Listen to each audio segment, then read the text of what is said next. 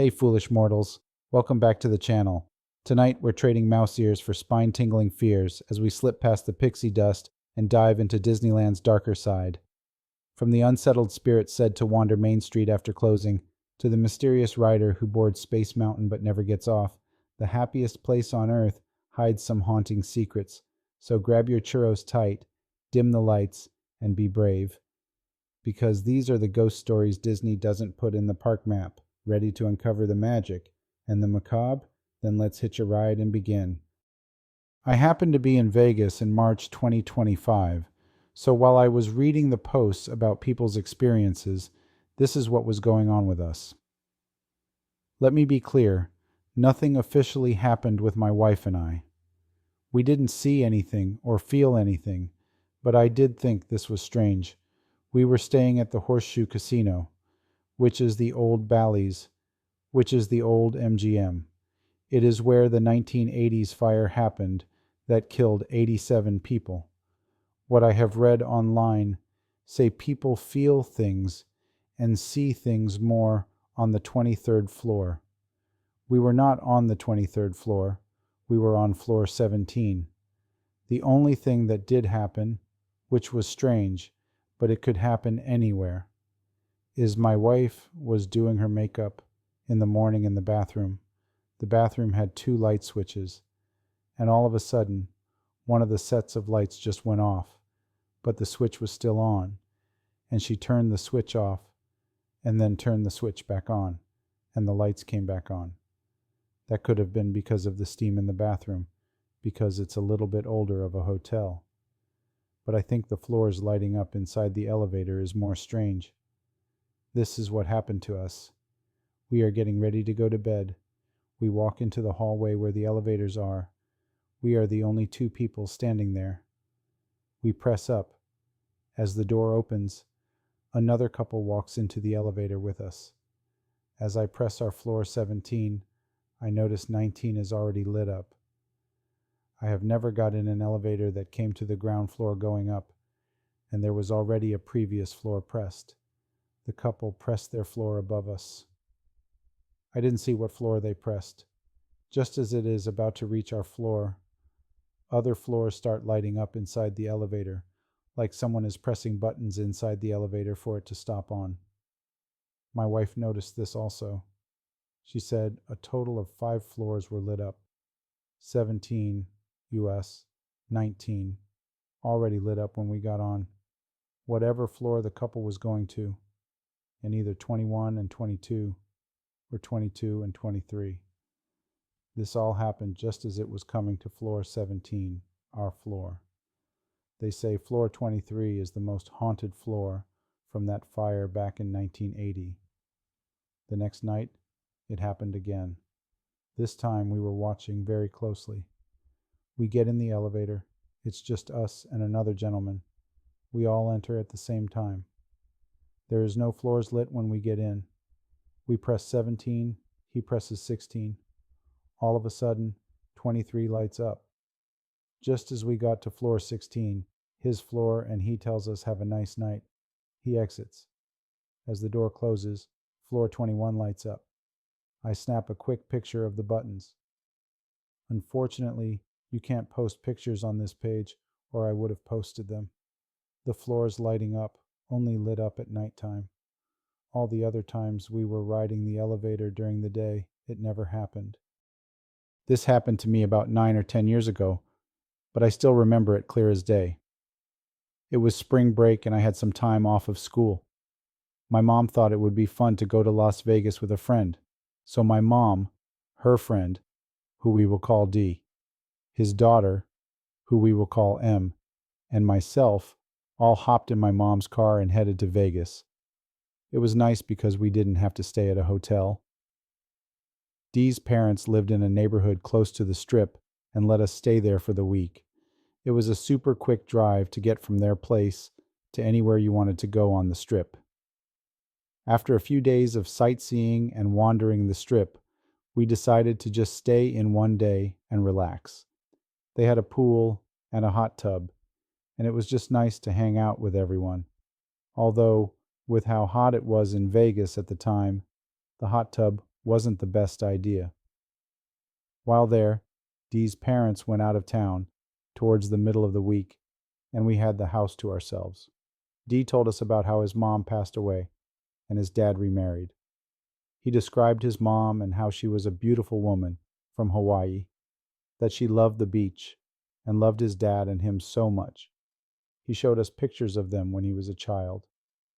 And as a gift, we got him one of those really cool glass pieces that you sometimes see online.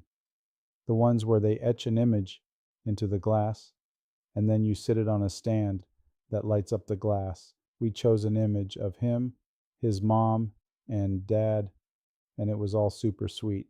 Anyways, he told us that his dad believes his mom is still with him at that house. I was young and didn't believe it. I mean, I wouldn't want to follow my husband around his house with his new wife after passing away. Why would anyone else? There weren't enough guest rooms beds for all four of us to sleep on, so I got stuck with a couch outside the room my mom was staying in. So one night, I'm laying on the couch trying to sleep. I think I had fallen asleep at some point, but woke back up in the middle of the night. When I woke up, I heard something strange. There was a hallway that led directly to the end of the couch and the bedroom door. Well, I could have sworn I heard footsteps walking up that hallway to the end of the couch, stopping just outside the door. But here's the thing. They weren't just any footsteps. They sounded wet, like someone had gone for a midnight swim and was trying to sneak back up to the room. The floors were wood, so it was really easy to hear any footsteps. I had a weird feeling about this sound and decided to just keep my eyes closed and try to sleep. The sound stopped at the end of the couch where my feet were, so if I had opened my eyes, I would have been able to see who was standing there. But I was too nervous. When I woke up in the morning, I went down to meet everyone for breakfast. When I had a moment alone with my mom, I explained to her what happened while I was sleeping. I told her that I must have been dreaming, but then she told me something I wasn't expecting to hear. She too had woken up in the night and had to use the restroom. When she opened the door to the hallway, she looked down at the floor and, what did she see, you ask? Wet footprints. Wet footprints on the wooden floor, just outside her door. Like someone had gotten out of the shower or gone for a swim and walked back to her room, but then just stopped. Nothing inside the room. As a kid, I was pretty freaked out. I had always thought the ideas of ghosts were cool and wanted to go ghost hunting, but I never once that I would ever do so, much less have my own experience like this. The fact that I heard the footsteps and then later on my mom saw the footprints. That was insane. Later that night, we were all hanging out upstairs. Em and I were sitting on the couch where I had been sleeping the whole week, and we were discussing what my mom and I had seen and heard. So we did what any curious people would do, and we pulled out our phones.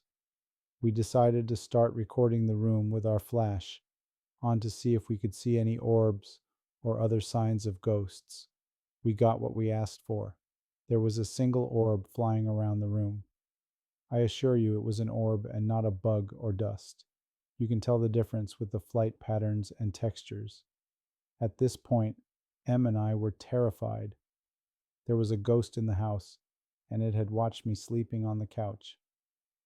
After a few moments of us freaking out, my mom said to us, "I bet if you ask her nicely to leave, she will."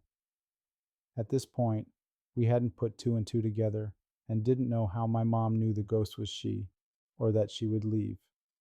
But we did what she said and asked the ghost to leave so we wouldn't be scared. I tell you, right after asking, that orb shot out through an open window and did not come back in. My mom explained how Dee's dad said his first wife was still with him, and that was her, just watching over everyone in the house. Now that I'm older, I feel bad for asking her to leave and hope that she did end up coming back after we left. Make sure to like and subscribe. If you have any stories you would like to share with us, our email is in the description. Let's continue. I was early in nursing and worked on the dementia ward. It was a locked ward, and to get in, you would hit a code from the nurse's station and another half door with a pin pad family members used. They both beeped with each digit, and then the lock made a loud clicking sound as the auto unlock function reacted to the correct pin. Lots of eerie things happened. Being alone and coming out of a room to see a non-ambulatory person suddenly in the hallway after bedtime, sitting in the dimly lit long hallway. Residents' rooms lined each side. Knowing and learning of the happens in three's rule in death. The care pets lingering with a patient or under their beds. You could tell they were going to pass. Residents saying the worst spooky things about seeing people in areas they can't be seeing what they are describing. A gal was in her late 70s. She had a brother. She always told me, "My brother came to see me today during lunch dinner. I always worked dinners and never saw him. The dining room was an enclosed room, but the walls were all glass, so you could observe the residents." She would say, "Well, he never comes in and talks. He just watches as I eat." One time, I had a tooth extraction but didn't want to miss my shift, so they had me in the dining room assisting with meals and such. I was sat next to her and she said, "My brother is here. You can meet him." I thought, wow, finally, I had never met him. So I ask her, "Where is he?" And she flicks her wrist in a pointing type gesture and says, "He is right there watching." I look, there's just a rolling med cart. I tell her, no one's there. Anyhow, later that night, I am in her room as she is in bed. And she says, "I know my brother died in that accident, but he comes and visits me. I don't know why." It's like her brain cleared and she knew what she was seeing wasn't physical. The way she described it is he would sit there just staring at her all bloody and mangled. My heart almost fell out of my butt. Thanks for tuning in. Watch another video if you dare.